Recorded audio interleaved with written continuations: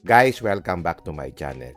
Today, meron tayong isang upgrade na gusto kong i-share sa inyo. Itong owner ng business na ito is nakilala ko lang sa isang group meeting.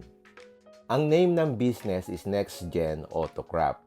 Kilala siya sa Ford Group pagdating sa audio system. Alam nyo naman si Ford, medyo maselan siyang i-upgrade, particularly kapag electrical na ang usapan. So, kailangan mo talaga ng tao na merong knowledge about the system. Ang may-ari ng Next Gen Autocraft is si RC. Knowledgeable siya sa audio system ng Ford. Minsan, sa isang car meet, ipinakita niya sa akin yung audio system niya. At nakita ko talaga yung difference pagdating sa sound. From that moment, nabudol na ako. Nakita ko talaga yung clarity and improvement pagdating sa sound. Sa grupo ng Raptor Pilipinas, marami na siyang nakabitan. And even dun sa grupo ng Ford Everest, marami na rin siyang nakabitan ng speaker system. Ang kagandahan dito, plug and play lang lahat at walang splicing na mangyayari. Pero yung result, very exceptional at sobrang sulit. Bale, magpapa-upgrade tayo ng sound system using kicker speakers and subwoofer. So, isi-share ko sa inyo paano magpakabit nito at ilalagay ko yung details sa description below. At kung gusto nyo rin mag-upgrade ng ganitong system, pwede nyo rin akong kontakin sa aking Facebook page, yung Ride with Levi, para ma-share ko sa inyo yung mga details. By the way, ang pangalan ng supplier na nakontak ko is Next Gen Autocraft. Yung system niya is applicable sa Next Gen Everest, Ranger, and Raptor. He is using Kicker speakers, which is a partner of Ford. Sa ibang bansa kasi, Kicker produces authorized performance audio upgrades that are sold through Ford dealers and under the Ford Genuine Parts brand. So, compatible talaga siya sa Next Gen, Ranger, Everest, and Raptor. May iba't ibang packages si Autocraft to suit your needs. Ang pinili ko is yung Ultimate Package 6 for Ranger Raptor. It consists of center dash, speakers sa 4 doors, rear surround tweeters, yung kicker subwoofer with amplifier, at saka yung kicker front sub with remote knob. Meron din siyang package sa Ford Everest saka Ford Ranger. So, flexible siya, depende sa package na kukunin nyo. Meron din siyang ibang services gaya nung pag-enable ng sports mode drive and other functions sa Everest and Ranger. Pwede rin niyang ma-activate yung TPMS on cluster para ma-display yung tire pressure and temperature. Ginagawa din niya yung pag-adjust ng DRL para hindi siya mamatay kapag nagsisignal light ka. So, di ba mas maganda kung naka-on yung DRL kapag nagsisignal light ka para hindi siya magmukhang bulag. And by the way, nag-home service siya. So, mas maganda yon kasi pupuntahan ka na lang sa bahay para magkabit ng kanyang system. And it will take about 6 hours sa installation. So halika, samahan niyo ako at i-meet natin si RC, yung owner, para ma-explain niya kung paano yung system niya. So nandito ngayon yung owner, si RC, ano? So i-explain niya sa atin, ano ba yung system na ilalagay? RC, paki-explain mo. Hello, good morning po. So right now, we're going to install a sound system which is actually also in partnership with Ford. Dito kasi sa atin sa Philippines, normally, hindi tinatanong yung customer if they want to upgrade their audio. Pero sa US, tinatanong siya. So, ang partner nila is Kicker.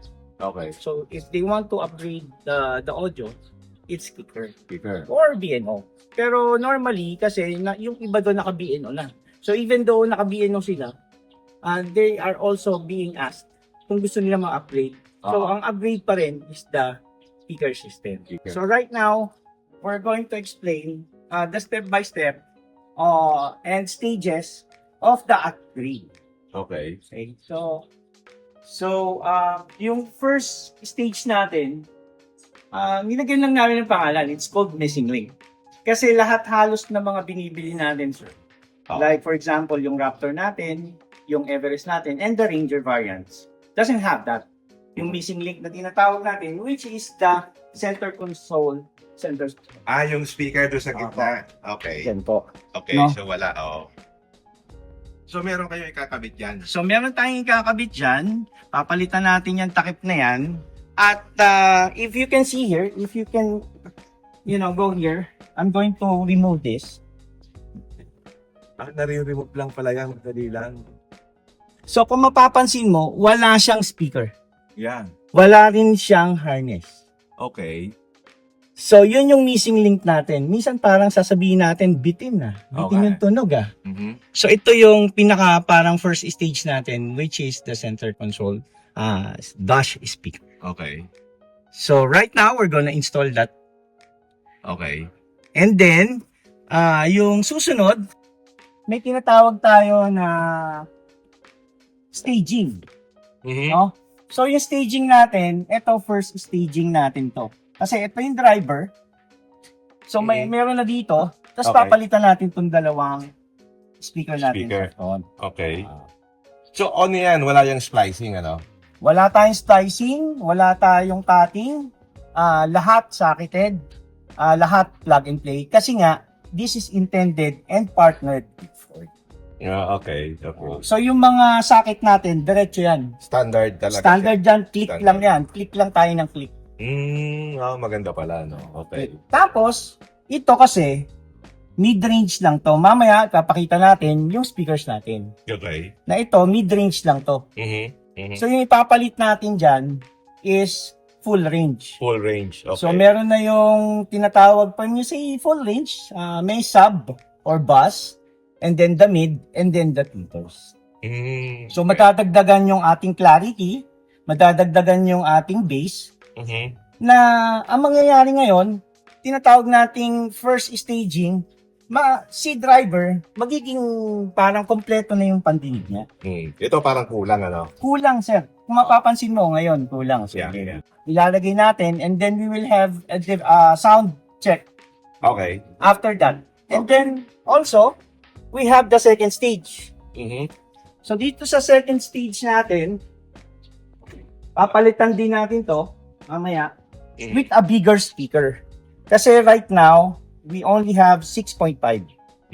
And again, this is mid-range only. Okay. Kung mapapansin mo, mid-range siya, wala siyang clarity.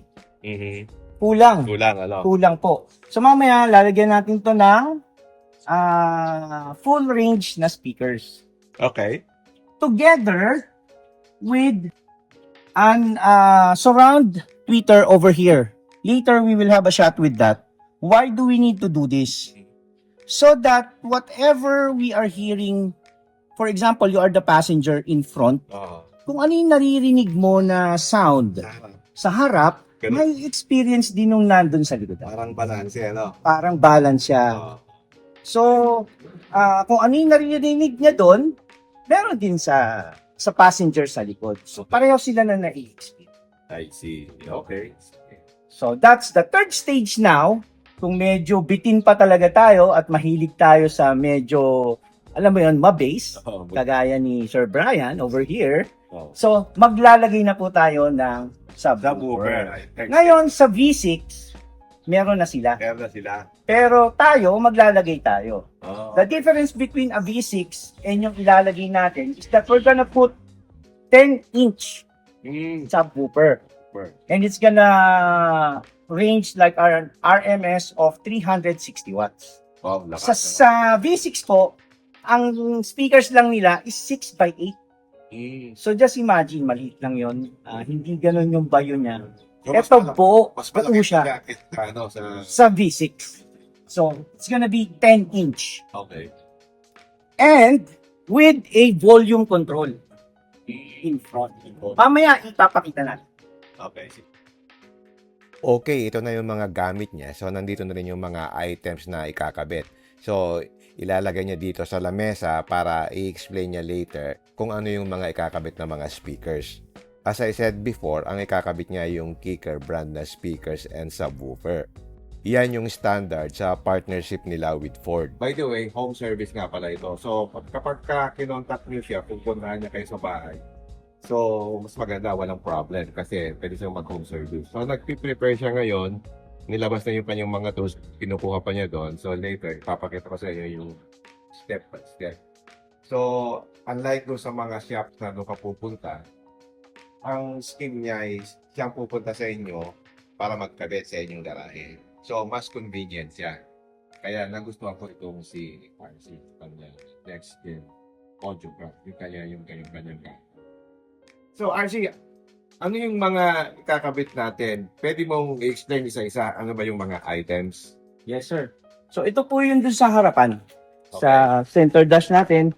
As you can see here, Ford po talaga ito. Ford talaga. Ano? Opo. Original. Original Ford po yan. And then, we have the harness for that. Ito po yung harness natin. Okay. Okay, so plug and play po siya. Bubuksan ko na, sir, ha? Yeah, sige. So, ito po. Ito yung nilalagay natin doon sa console natin. Ah, yun. So, ito yun. Kung mapapansin mo, Ford talaga yan. Yung isa sa'yo kanina, walang butas. Ito, may butas na. At saka ito, terno na to nung ating pillar. So, Sir Brian, kung mapapansin mo, yung pillar natin, parehas na sila. Lapitan mo, sir, yung pillar. Same color. Ano? Same color, same texture na sila. Ah, okay. Para dyan talaga siya. Okay, so ito yung nandun, nakalimutan ko kanina ipakita natin. No? Ito yung sa ating center console. Ah, yan yung ikakabit. Opo. Yung sa yung sa V6, hindi siya what do you call this? Hindi siya full range. Ito full range to. Full range, okay. So, as you can see here, ito polypropylene to. So, ito ay waterproof, heatproof. So, matibay siya kahit under the sun. Okay. Waterproof siya. Talaga design siya. Design siya. So, ito yung parang mini sub niya. Makikita mo naman dito, naka-spring. Meron pa siyang parang reinforced spring. Okay. So, hindi siya basta-basta mapupunit.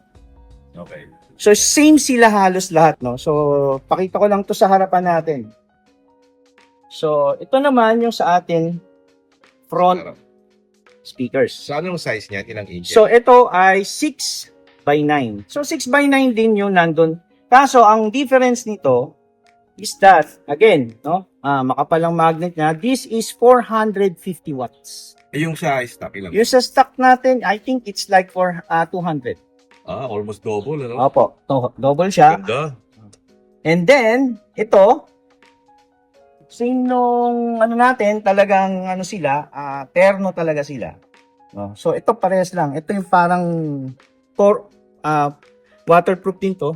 Unlike yung nakastock na yun, paper lang yun. Okay. So, sir, mahilig kang mag-overlanding at mag-river crossing. Oo. Ito, secure ka na kahit pasukin yung pintuan mo, hindi masisira. So, mamaya i-check natin yung nakakabit saka para makompare. Yes, sir, para makompare natin, no? Okay. Tapos ito, sir, yung sinasabi ko na plug and play siya. So, pagtanggal natin doon, saksak lang dito. Okay, ito yung spacer natin, parehas na parehas kung ano yung butas nito, yun din yung paglalagyan nito. Okay. Again, meron tayong extrang tweeter at meron tayong extrang super fine tweeter. Okay. So, para sa yan, again, for clarity, no? Para mas maganda yung sound natin. Okay. Oh, di ba? So, ito yung doon sa likodan natin. No? Yung sa likod natin, 6.5 lang yon, no? Ang gagawin natin, i-upgrade talaga natin siya ng mas malaking speaker. Malaki speaker. Siyempre, mas malaki, mas maganda yung tulak, mas maganda yung sound, siyempre. Yung nasa likodan natin, again, it's like probably 150 lang ata yun or 100. Ito, 300 Okay. RMS. At saka, full range din siya. Full range din. Same din, waterproof din, sir. Hindi mo, kahit na mag-overlanding tayo, mag-river crossing tayo, maganda yung ating speaker. Okay. Again, plug and play siya. At, sabi ko nga, meron siyang para sa subwoofer natin and sa surround tweeter natin mamaya. Okay. Again, it's plug and play. No? Plug and play po siya. Yun ang maganda. Plug and play po siya. Okay. Para sa ating subwoofer and tweeters. Subwoofer natin, no? Normally, si Ranger, Raptor, and Everest doesn't have this. Only the V6. Sa V6, we only have 6.8, but this one, we're gonna put 10-inch a whooping 360 RMS. So, ito siya. Mapapansin mo, aluminum casing siya, no? Sobrang solid nito.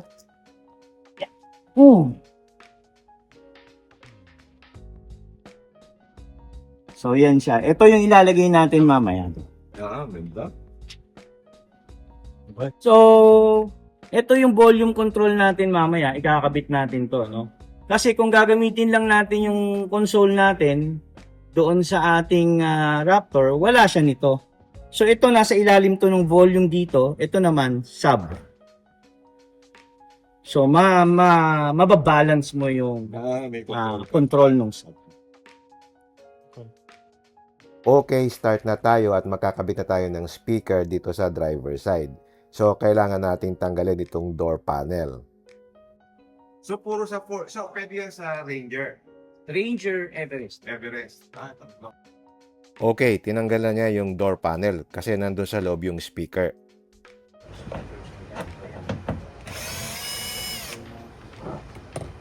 Ito yung minsan kasi walang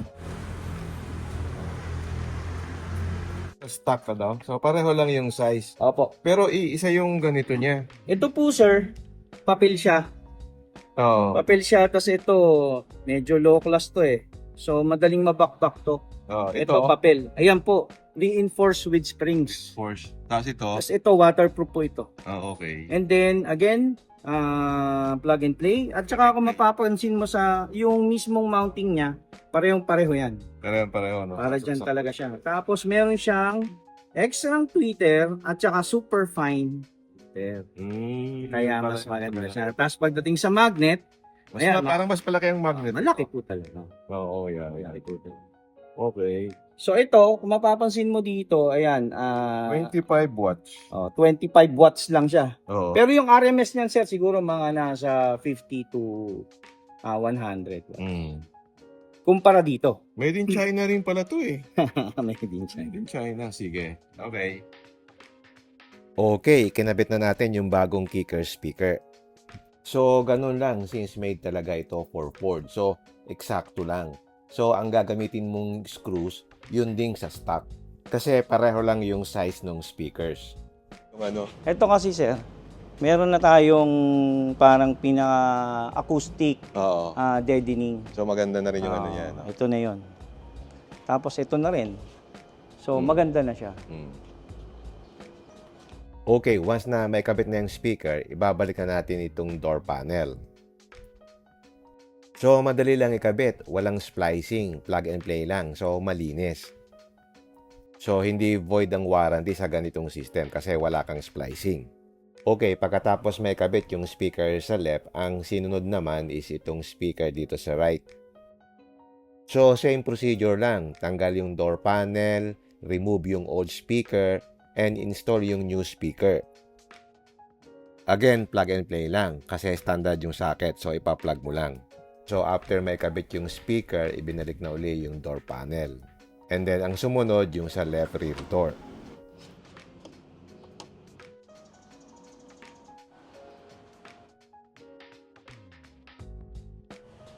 So, standard din yung mga socket dito. Gamit nung mga dito, hindi natin sisirain yan kasi nandito yan eh. Oo. Di ba? Oo. So gagawa tayo ng sarili nating wire Okay. para nang sa ganon mapapadaan natin dito yung wire ng sub. So wala tayong splicing, wala tayong cutting nito. Kasi yung mga ibang gumagawa, dito nagka-cut sila rito. Tapos nag-i-splice sila dito para magkaroon sila ng linya sa likuran. Tayo, magkakaroon tayo ng sariling linya natin. Dito tayo dadaan. Gagawa tayo ng sarili nating line. Okay. Hindi tayo magi-splice. So, Nagawa color mo code na. siya. Ito Okay. siya. Okay. Pero ito ngayon, para sa sub tsaka sa Twitter natin, Okay. may dividing network tayo doon. So, magdi-dividing network doon, pagkatapos sub tsaka sa surround Twitter natin. Ito naman, sa speaker na natin. On top of that, 6.75 na to. So, malaki na. Hindi siya maliit. So, upgraded talaga siya. Plus, additional Twitter. Twitter. Oo. Ayun, Twitter yung sa gitna. Twitter to. Tapos, full range, with sub na rin to. Pero tas ito, waterproof talaga siya. No, kahit maglublob ka nito, hindi ka mangangamba. Ayun. Then, sunod na tinanggal yung sa right rear door para ikabit uli yung bagong speaker. And then, nag-wiring sila mula sa harap hanggang dun sa likod. Yan sir, nilalatag po natin yung volume control. Sa volume control. Remote volume control. Bali yung sub natin, makokontrol na natin dyan. So yan yung wiring niya papunta dun sa likodan. So from there, papagapang natin hanggang dun sa likod para ma-install natin yung volume remote control. Pero di ba hindi ba pwedeng kontrolan ng volume dito sa head unit? Hindi, kailangan talaga Hindi sir, separate. kasi yung nandyan sa head unit natin, digital siya. Okay. Tapos lahat ng mga digital sound, minsan may malakas na bass, di ba? Oo. Minsan may mahinang bass. Oo. So, ang kagandahan niyan, yung volume bass control natin, malalakasan natin yung bass pagka yung digital na music natin kulang sa sub, di ba? Mapapalakasan natin. So doon mo siya makokontrolin. Doon mo siya kokontrolin. Sa parang full volume lang, lakas, Pero Apo. hindi mo siya nakokontrol. Hindi mo siya natitimpla. natitimpla. Ito, Oo. matitimpla mo. Okay. Iba nung araw, yung mga lumang stereo, yung equalizer kang ginagawa. Yes, sir. Opo. Oo. Yun sa atin ngayon, maaano mo na siya, matitimpla mo na siya. Pakita nga nung volume control. Ano yan? Yan. So, ito yung volume control natin. Dito Okay. yan nakalagay. Okay. Mamaya. So, habang binovolume mo yung, let's say, may music ka rito, Oo. tapos mahina yung sub, pwede mo lakasan dito. Okay. Kung masyadong malakas naman, pwede mong hinaan yung sub dito. Okay. So, yun pala yung gamit nun. Yun ang Oo. kagandahan nun. Okay, sige. At dito pinadaan yung wiring mula sa harap papunta dun sa likod. So binaybayan, galing yan dun sa harap, di ba? Opo. So tapos papagapangin natin dito sa Papunta likod. rito sa likodan para Sa likod. dun sa sub. So asan yung wire ito? Hawakan mo nga yung wire para makita ko.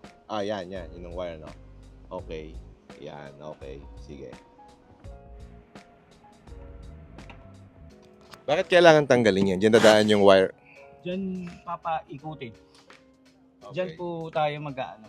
From here, para madukot natin yung harness natin. Okay. Para ikabit. Maikabit yung center speaker. Center speaker. Okay. So, ganito na ang itsura ng center speaker kapag ka nakakabit. So, naka-wired na siya tapos dumaan yung cable dun sa A-pillar papunta dun sa likod. Sunod, tinanggal yung pinaka-panel dito sa likod para mailagay yung tweeter.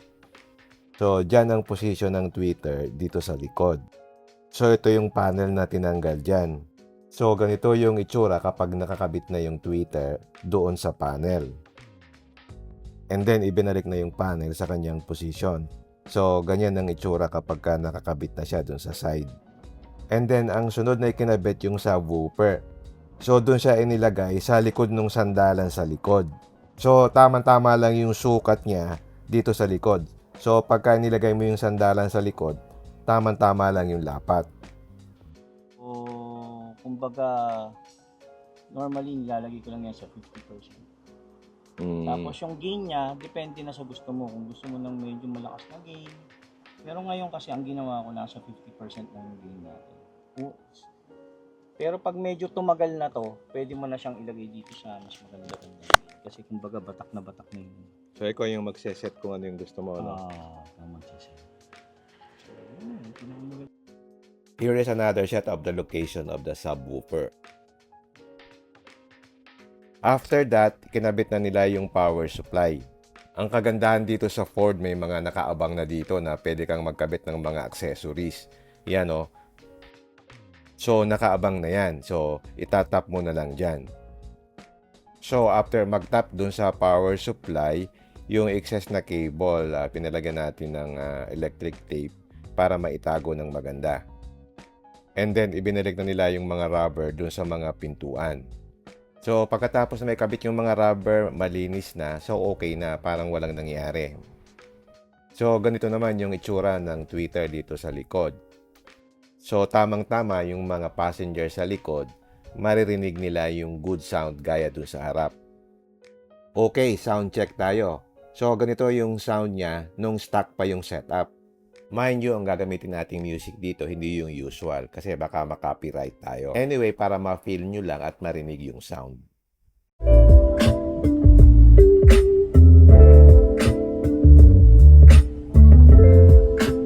At ganito naman yung sound ng upgraded.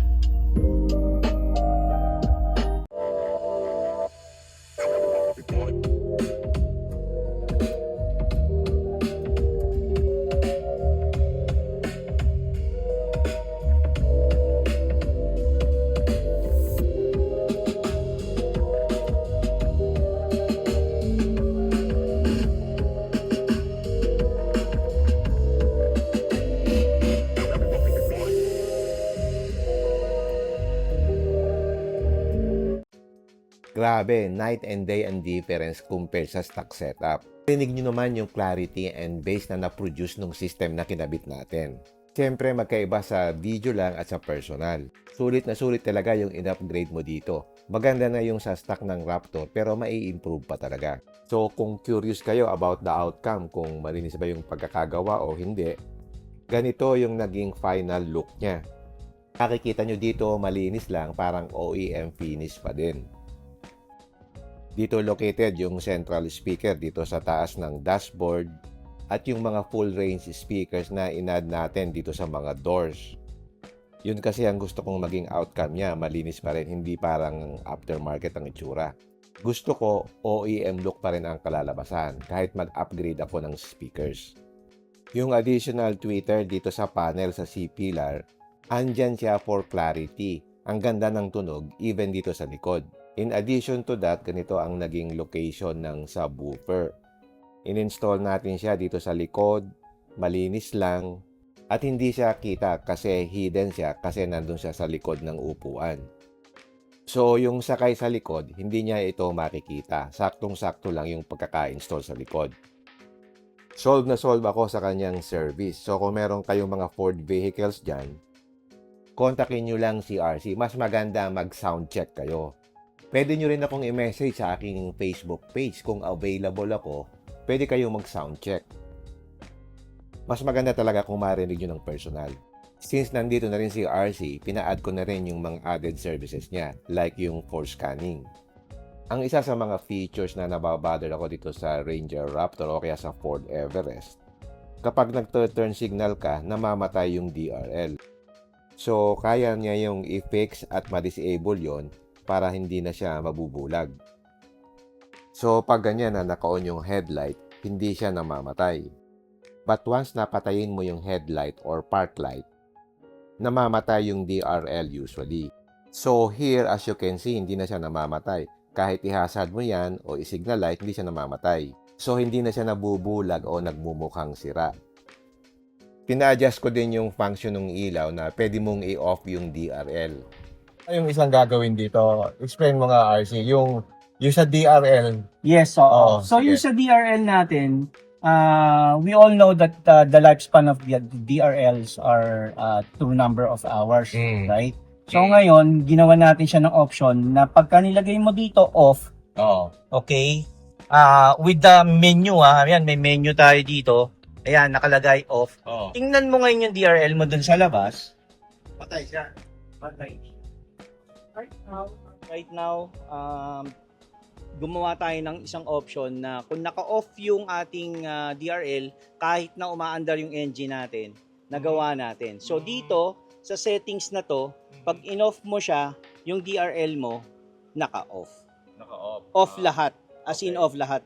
So useful yan sa mga parking areas na para halimbawa Gusto mo incognito. incognito kasi kapag ka naka-on ka palagi, minsan yung gwardiya ayaw di ba? Sisitahin ka. Sisitahin ka kasi Kasi naka-on ka, tapos naka-aircon ka, di ba? Naka-aircon ka, oo. Oo. So in cases na kailangan mong patayin, Mapapatay mo Mapapatay siya. mo siya. Meron ka ng Ah. option na ganun ngayon. And Okay. of course, we're actually lengthening the lifespan of our DRL Oo. because it is our lifespan is through number of hours. Oo. So dito naman sa Philippines hindi naman talaga required, no? So sa umaga pwede tayong i-off lang natin, di ba? So we're lengthening the lifespan of our DRL. Okay. At the same time, pwede pa rin namang ibalik doon sa automatic, na Lagay mo settings. sa automatic. Lagay mo lang siya sa automatic settings, yan na. Tapos natin ngayon, last known settings. Okay. So yan, naka-on ulit siya. Yes, naka-on na yan. Okay. Isang option na gagawin natin. So, ngayon lalagyan din natin siya ng traffic sign recognition. Okay. Para saan ba yung traffic sign recognition? So, for example, if you're running in an expressway, sinabi ng expressway 60 kilometers per hour ka lang, madidetect niya yun. So, you can easily press your speed limiter, malilimit na yung speed. Hindi ka mahuhuli. Pero di ba meron ka namang speedometer na diyan Oh, but you're going to manually set that. Oo. Here, sa traffic sign recognition, Oo. habang umaandar ka, Oo. bawa, from Balintawak, napunta ka na ng Bulacan, Oo. 80 kilometers per hour na yun. Hindi Oo. mo na kailangan mag-manually set tapos speed limiter mo. Oo. Kusa na siyang nagbabago-bago. So parang babagal siya automatically? If you press the speed limiter para hindi ka mahuli. Ah. Pero, ang pinaka-ano dyan, our truck is recognizing the speed limit on each location na Oo. dapat. Oo. So for example, dumaan ka sa isang Halimbawa, sa school, Oo. no? Sa school, 20 kilometers per hour lang. Oo. So makikita mo doon 20 kilometers per hour lang. If Oo. you press the speed limiter, Oo. 20 kilometers per hour lang yung takbo ng sasakyan mo, hindi ka mahuhuli. Oo. Kung may nanguhuli. Oo. Pero you still have the option kung ipe-press mo o hindi. So may ipe-press ka lang diyan. Yes, sir. Okay, sige. So mamaya pwede naman natin siyang i-demo Sige. habang tumatakbo. Sige, okay. Then ipinalabas din natin yung isang mode, yung tow haul. Dati wala yan, no? Wala dati yan. So, yun parang pag may trailer ka. May trailer ka, pwede mo na ngayon ma-adjust yung weight ng trailer mo and such. And yung mode ng gear mo, pang hatak. And then yung sa TPMS, meron din siyang ginawa. Pinalabas din niya yung temperature ng tires mo aside from the tire pressure. So yan, makikita nyo na yung tire pressure at saka yung init ng gulong mismo. Sa ngayon, walang nakalagay. So kailangan mong itakbo para mag-register yung pressure at saka yung temperature. Again, ang kagandahan dito sa may mga Ford Everest dyan o kaya Ranger na lower variant, since wala kayo nung sports mode, pwede kayong magpa-activate nito. Since wala yun doon sa lower variant ng Everest at saka ng Ranger. So kung yung mga unit nyo walang sports mode, pwedeng i-enable ni RC ito. So magugulat ka na naka-disable lang pala. So same system lang yan sa Everest at saka sa Ford Ranger. So naka-disable lang pala siya per variant. Makikita nyo naman doon sa sports mode saka sa tow and haul, meron siyang graphics na nakaabang, naka-disable lang siya per variant. Gaya dito sa Raptor, wala siya ng tow and haul. Hindi naman siya pangkargahan at panghilahan. Nandun lang siya sa mga Rangers. Pero dito sa Ranger Raptor naman, meron siyang sports mode from stock. Nawala yung mga Ranger variants and Everest. So, pwede nyong pa-enable yon using ForceScan. And lastly, ang pina-add ko yung remote start dito sa mismong key. Sa normal Raptor key, wala yung additional 2 buttons na yan. Ang kagandahan dito, hindi na sa cellphone ka magre-remote start. Dito ka na mismo sa key fob mo. Mas madali na siyang mag-remote start. Hindi mo na kailangan tingnan dun sa phone mo at doon mo i-start. So, naka-on na yan. And even yung aircon sa loob is naka-on na rin. So, malamig na siya kapag pumasok ka. Siguro yung phone gamitin mo lang kapag malayo ka sa vehicle. So, kung malapitan, mas magandang gamitin itong key fob. Okay, yan. Tapos na. So, I hope nakapag-share ako sa inyo kung paano mag-upgrade ng sound system. Again, for inquiries, ilalagay ko yung contact numbers dito sa description below. Or you can message me sa aking Facebook page, yung Ride with Levi. Para mabigyan ko din kayo ng detalye at mai-refer ko kayo kay Next Gen Audiocraft. Mas maganda rin kung mag-sound check kayo. Willing ako na ma-check nyo yung unit ko. Or we can arrange for RC to come to you. Okay, hanggang dito na lang. If you like this video, don't forget to like, share, and subscribe. Until next time, see you again in my next vlog. Bye!